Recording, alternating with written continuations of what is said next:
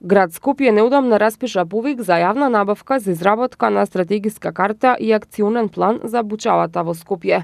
Со цел да дознаеме за што конкретно станува збор, се обративме до градската прес-служба, од каде што не информираа дека станува збор за изработка на стратегиска карта, која представува темелна карта за бучава, со сеопфатна проценка за опфатеноста на бучавата и изложеноста на населението од различни извори.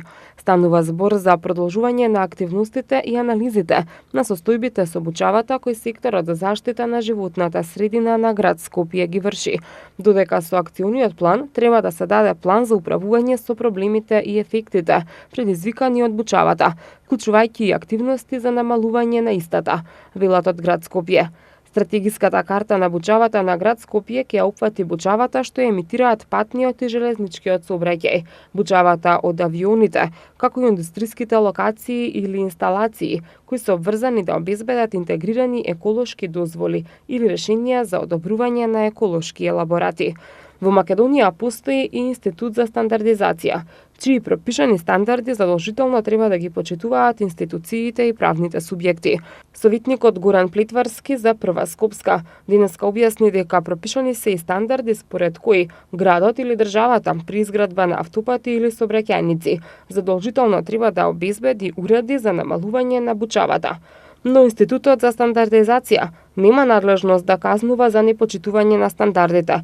Поттука останува отворено прашањето колку се почитуваат овие европски стандарди. Делот за сообраќајот, тоа се 19 македонски стандарди, во глобала тоа е една серија на стандарди кои што однесува за уреди за намалување на бучавоста кај патните сообраќајници. Значи, имајќи го предвид регулацијата која што е дадена во овие легислативни акти донесени од соодветните министерства, поддршката кон тоа ја даваат овие стандарди во насока на намалување на бучавоста и нејзино прегушување во одреден дел од денот или во одреден дел од сообраќајот кога е оценето дека бучавата надминува одредени граници. Тие се стандарди кои што се однесуваат на акустични и неакустични елементи, односно во одреден дел од автопатот може да се предвиди или сообраќајницата да се предвиди уреди кои што ќе извршат прегушување на таа бучава или нејзина апсорција.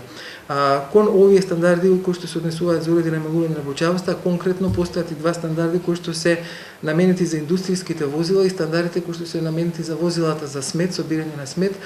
И глобала, како за овие, така и за претходните што ги спомнав, основниот аспект е мерење и тест методите кои што ги произведуваат, односно